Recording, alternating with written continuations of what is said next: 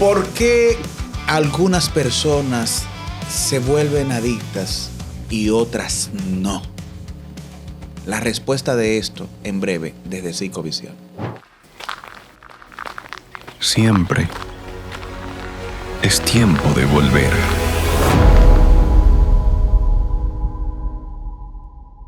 Las adicciones, señores, son consideradas como un tema de salud multifactorial, donde intervienen asimismo múltiples factores. Los elementos de predisposición genética, los elementos de vulnerabilidad psicológica, los elementos sociales que ya hemos tratado sobre presión de grupo y temas que tienen que ver con la moda, la cultura. ¿Okay? Y otro le hemos incluido factores más esenciales desde el punto de vista espiritual. Y por eso nosotros vemos muy interesante desde los ángulos mencionados poder enfocarnos o ayudar a entender por qué algunas personas adquieren o desarrollan una problemática de adicción y otras no. Y esto también va a ayudar, ¿ustedes saben a qué? A que preocupaciones adelantadas que tienen miembros de la familia cuando entienden que alguien está como incursionando en consumo de sustancias psicoactivas o algún comportamiento que puede luego resultar en una adicción, tampoco se prejuicien a un nivel que digan, oye, ¿está consumiendo marihuana? Lo ven en la calle, en indigencia. También se da eso a nivel lineal. Por eso queremos tratar este tema en el día de hoy. Bueno, yo entiendo que debemos de partir desde lo primero y vamos a repartirlo en pequeñas piezas para una mejor comprensión del público. Porque se habla mucho de adicciones, y básicamente lo que se aborda por lo general es la parte social, de cómo afecta al individuo y el entorno que le rodea. Pero nos vamos a ir un poquito más profundo en el día de hoy y vamos a comenzar de cuáles son las estructuras que se ven perjudicadas en el tema de las adicciones. Mire, para comprender la adicción primero tenemos que entender lo que es el sistema de recompensa, que hay muchas zonas del cerebro que tienen que ver con eso. Primero tenemos el núcleo tegmental ventral, que ahí es donde comienzan a salir la dopamina, que es una de las sustancias cerebrales, uno de los neurotransmisores principales que está en el tema de la adicción, que se ve afectado. Aquí esta dopamina va hacia lo que se llama el núcleo accumbens, que ahí es donde está específicamente lo que son los circuitos de recompensa, básicamente. Pero va acompañado de otras estructuras también, porque esa dopamina también va a llegar a lo que se llama la amígdala, que esta es la que tiene que ver con los recuerdos. Entonces, ahí estamos llegando básicamente a dopamina liberada, recompensa, cómo yo me siento, el recuerdo de cómo yo me siento. Pero también en el momento que estoy en la actividad. En el ¿verdad? momento que estamos en el tema del consumo. ¿Y la recompensa en qué sería? Para que la gente como que pueda entender. La recompensa sería como esa sensación de placer que tú sientes cuando tú tienes un logro. El gusto. Exacto, el gusto, para decir lo que se comprenda. Entonces, ahí vemos también lo que es la corteza prefrontal, que es la que modifica cómo nosotros nos comportamos. Esto puede, la alteración o la inhibición de la corteza prefrontal, que esto es lo que ocurre cuando la dopamina llega ahí, puede provocar que la persona se torne mucho más atrevida o que cuando se sienta con este gusto, recuerda cómo se siente, entonces haga ejercicio de volver a tratar de repetir esta conducta. Y aquí vamos a ver otros elementos como es el putamen, por ejemplo, que se encuentra a nivel del sistema límbico. Y esto va a repercutir en cómo yo voy adecuando nuevas formas, voy modificando mi comportamiento para ir a buscar otra vez y repetir esa experiencia una y otra vez. Y le voy a recordar algo. La primera experiencia solamente es la primera. Todas las demás, y esto viene de boca de pacientes que he tratado, todas las demás experiencias tratando de repetir la primera, lo cual nunca llegan a su cometido. Eso es así. Entonces, viéndonos más pequeño todavía, no es que yo consumí la sustancia, sentí el gusto y se quedó ahí. No. Esto interactúa inclusive a nivel genético, a nivel del genoma.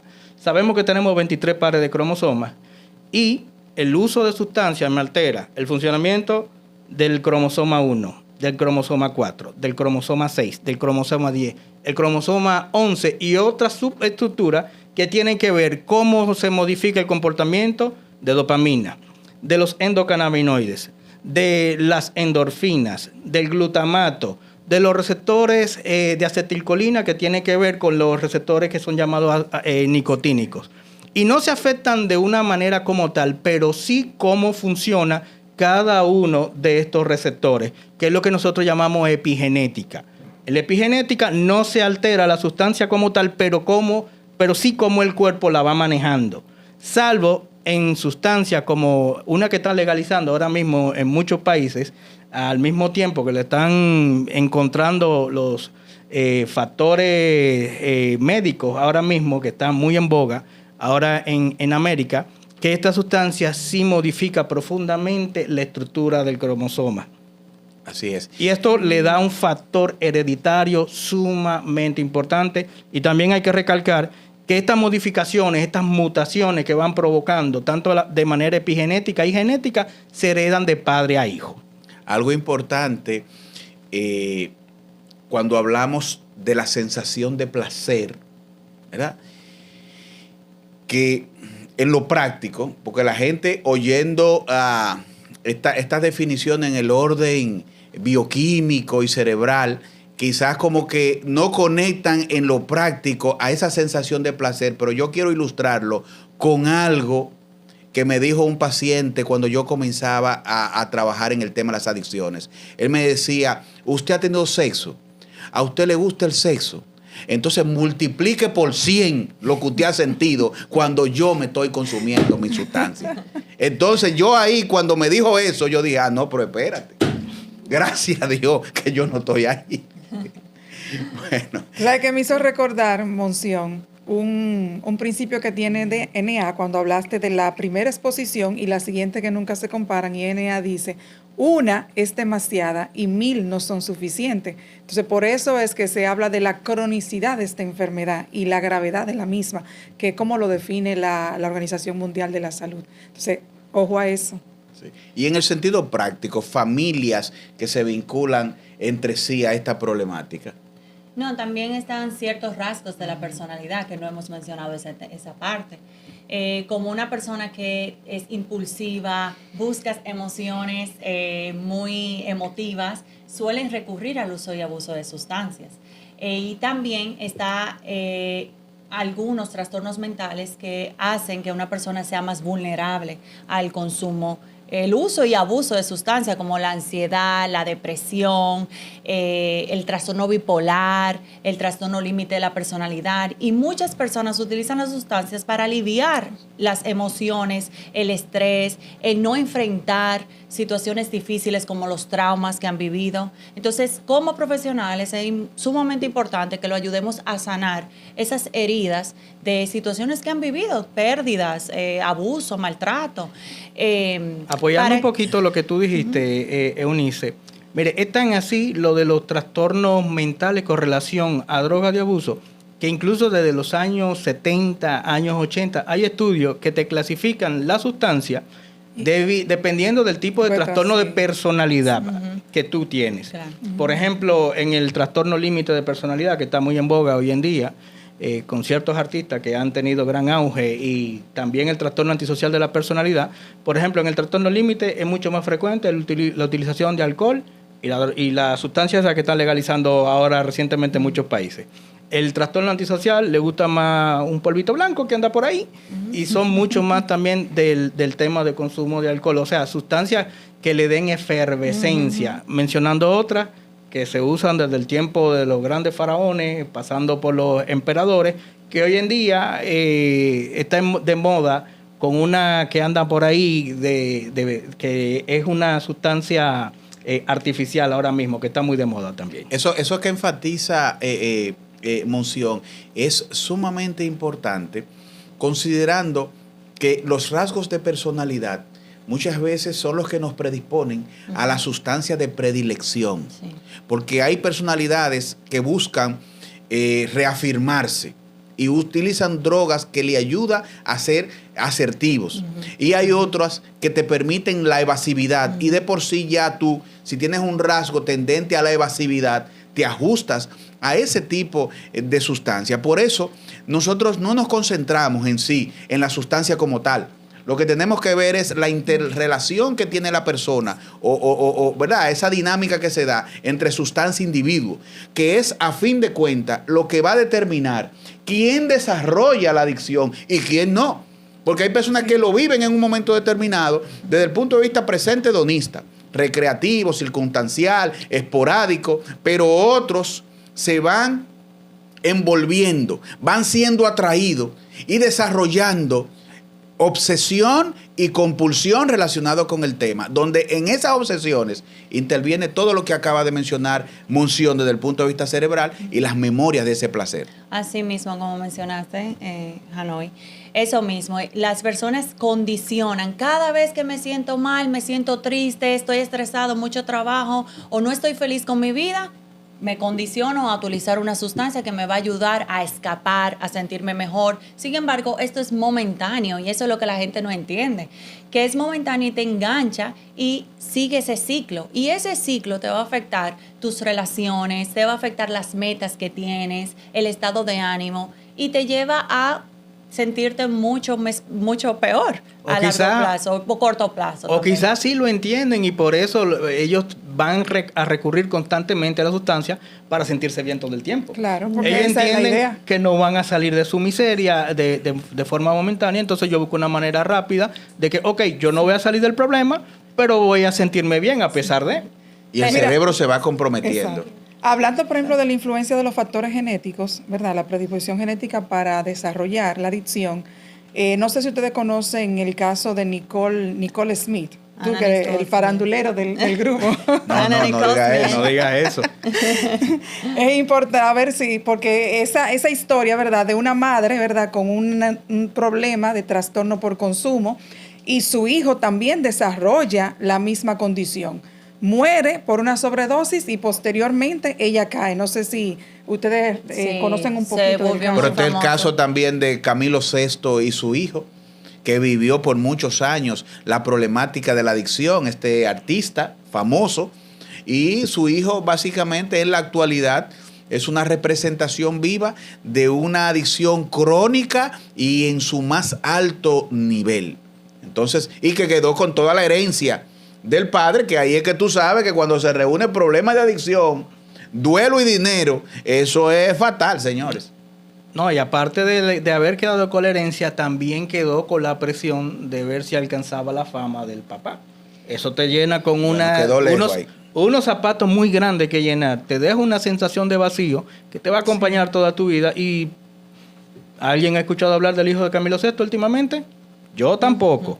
Entonces, eso te deja dicho de que hay metas no logradas también ahí. Claro. Sí, pero con lo que estaba mencionando ahorita, que estuvimos hablando, es el hecho de que las personas no se sienten cómodas sintiendo las emociones. O sea, todas las emociones son necesarias. Claro. Entonces, se necesita desarrollar estrategias de afrontamiento saludable para que uno pueda afrontar con lo que está viviendo y se está sintiendo. Como ejercitarse. Está ansioso, sale a correr.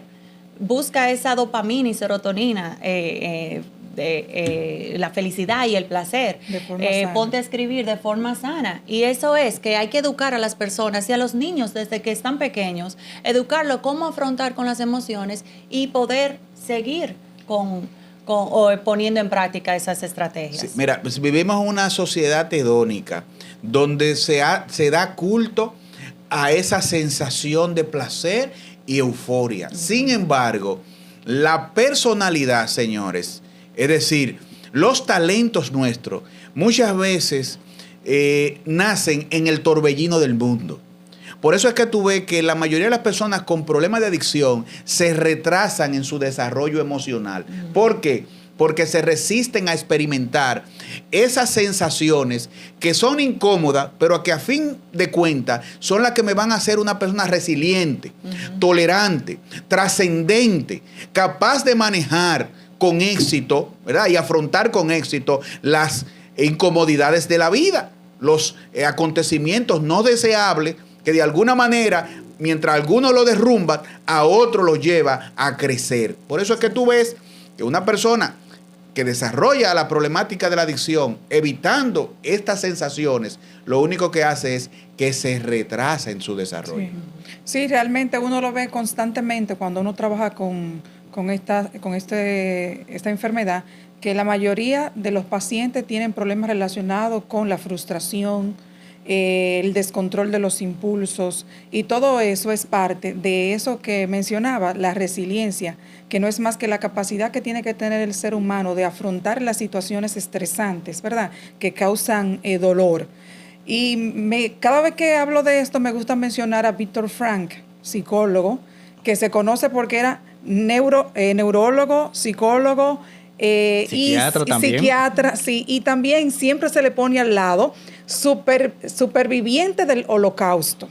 Es interesante la historia de este profesional, porque él, mientras estuvo en el Holocausto judío, ¿verdad?, por ser judío, mueren sus padres, mueren sus hermanos, mueren sus familiares, y todo eso lo llevó a él a un nivel de afrontamiento tan alto que hoy es reconocido en la psicología. Entre sus muchos libros y teorías, él incluye la que se llama la logoterapia, que es esa forma de tú afrontar esas situaciones.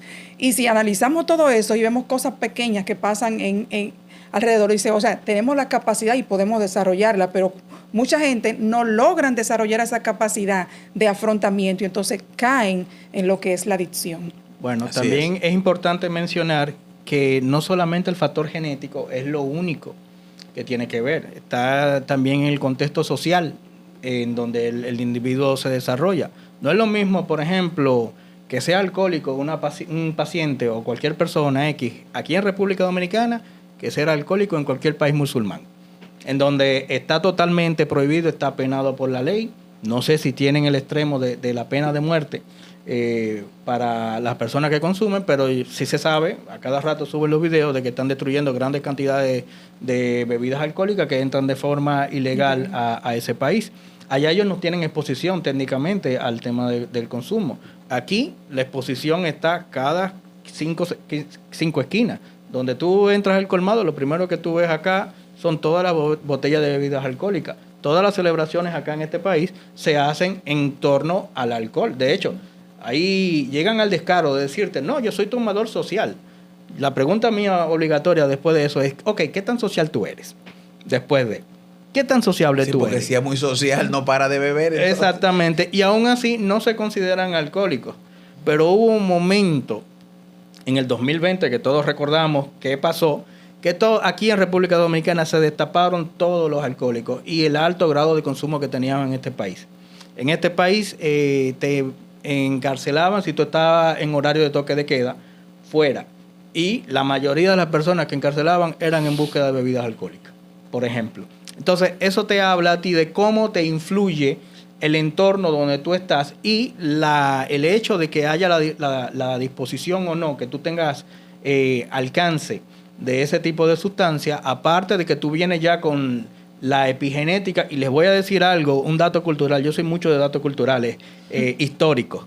Les voy a decir algo, nosotros venimos de una mezcla de raza de españoles, aborígenes y africanos. Y lo que venimos de los reinos españoles, recuérdense que de allá de Europa no vino el mejor material genético. Vino el material genético que estaba en la cárcel y que vivían de taberna en taberna. Eso fue lo que venimos acá. O sea que nosotros venimos arrastrando esta epigenética y esta predisposición desde hace muchos siglos. Y esta es la fecha de que es difícil en España comer algo sin que esté acompañado del alcohol. Esos son factores importantes que en la frecuencia del uso son los que comprometen al cerebro y llevan al desarrollo de la enfermedad. Es decir, que socialmente hablando, en la medida en que se promueva a nivel de cultura, a nivel de hábitos, el consumo de una sustancia X, pues mayor propensión hay en el desarrollar la adicción. Y a eso le incluimos que hay adicciones que se desarrollan porque desde el punto de vista adaptativo y utilitario, se promueve el consumo de una sustancia para ser eficiente en una actividad laboral. Te voy a mencionar al camionero, te voy a mencionar al bartender. Esa persona que está, por ejemplo, en lugares turísticos hasta la madrugada sirviéndole a turistas y que de alguna manera un compañero le dice, date una raya de esto para que se te quite el sueño y te salga la propina. O para que no te duerma manejando y te mate. Esa persona empieza a consumir como una forma, ¿verdad?, adaptativa, utilitaria, de beneficio en su actividad. Y con miras no a hacerse adicto, sino a ser productivo. Sin embargo, el cerebro se compromete y luego tenemos el problema de que cuando queremos parar, viene el síndrome de abstinencia. Y es tan molestoso que la mente te persuade con esa vocecita que dice la mercadóloga, una vez al año no hace daño. Y de algo hay que morir. Y una vez al mes, qué bueno es. Una vez al día, ay, qué bueno sería. Y es viernes y el cuerpo lo sabe. Todo eso está a favor de esta enfermedad cuando se activa. Ahora, punto de conclusión: resiliencia, trascendencia y capacidad de manejar los momentos incómodos de la vida sin dejarnos persuadir a evadirlos mediante uso de sustancias. Porque hay que saber algo, que el mismo fuego que derrite la cera es el que endurece el barro. Así que será hasta la próxima desde Psicovisión.